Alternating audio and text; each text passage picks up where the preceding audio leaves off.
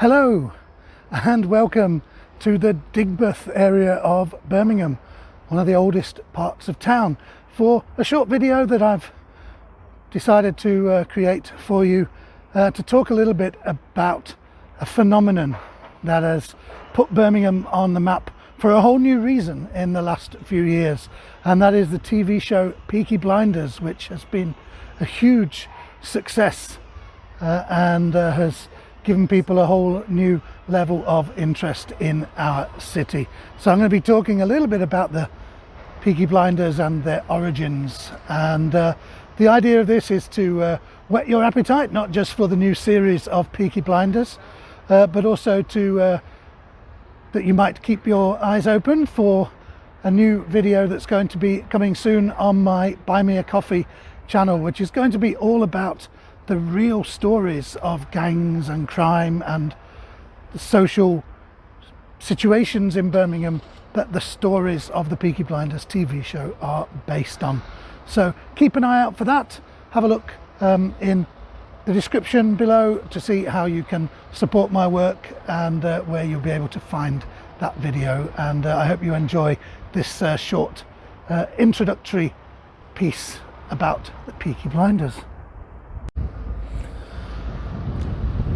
So since it first appeared on TV a number of years ago, Peaky Blinders, a show created by Birmingham-born writer Stephen Knight, has been a massive hit, a kind of a surprise hit, I suppose, but it's really caught the imagination for the style of its production and the storylines and the characterization, and the fact that it gives a bit of an insight into the life of gangs and the underbelly of an industrial city like Birmingham, and whisper it quietly in many quarters. But there are those who even say that the Peaky Blinders is making Birmingham cool. Who would ever have thought such a thing? And this particular mural that we're looking at here appeared about a week ago here on the side of a building in the Digbeth area of town. This is an area of town that is well known for its amazing street art, and this was commissioned really fittingly for this area by the BBC, and it was unveiled. It's by Axe P19, as you can see in the bottom left, called Last Orders is the actual title, the hashtag they're using for this promotional campaign. And Peaky Blinders show is actually based on genuine stories and history of gangs in Birmingham over many years, and it's really appropriate that this mural should be in this particular spot, and that's because the story of the Peaky Blinders began very close to here, and that's what I'm going to be talking to you about for the rest of this video. So let's make our way here. Let's have a look. This is of course the character of Tommy Shelby. He's the main character in the TV show, played by Cillian Murphy, and he's giving us a rather stern look here. I would say I would not like to be on the receiving end of a look like that from Tommy Shelby, because the chances are that something unpleasant might happen to you imminently if he's giving you a look like that. But let's go around the corner. Oh, very windy day here in Birmingham.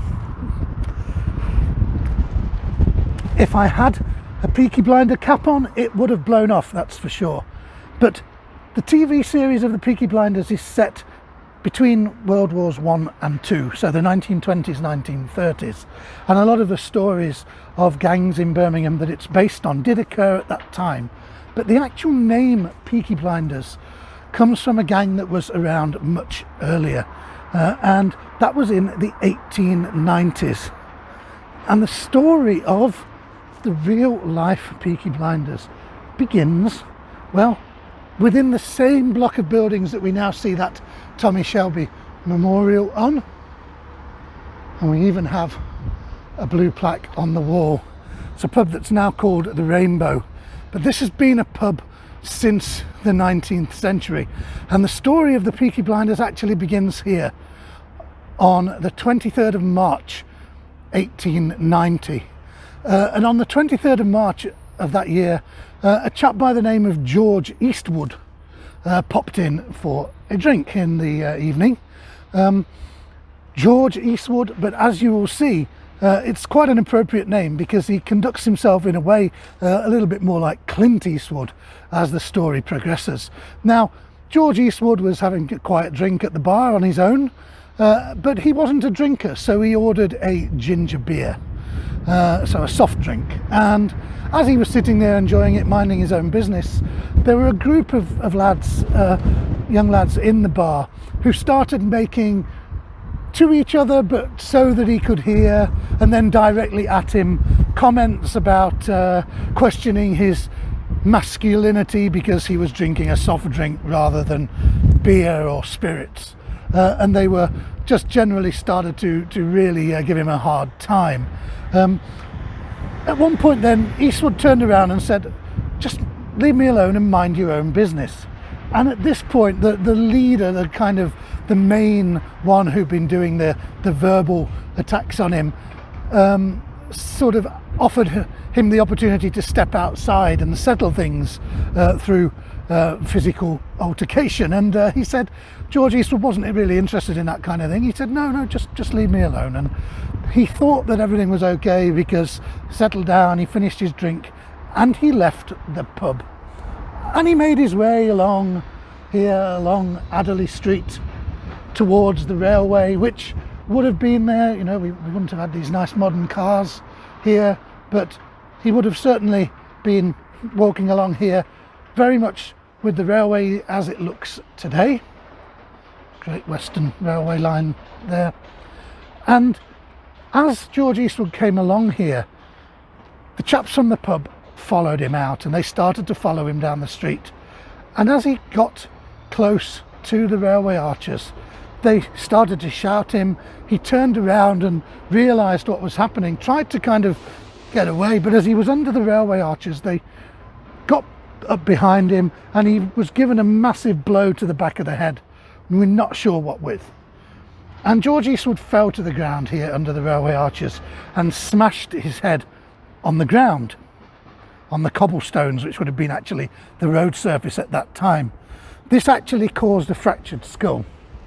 But as I said, George Eastwood, this is where he brings out some of the Clint Eastwood, because as he's lying there on the ground, the gang of lads, the leader of them, who turned out to be a chap called Thomas Mucklow, he said, "Okay, boys, get him."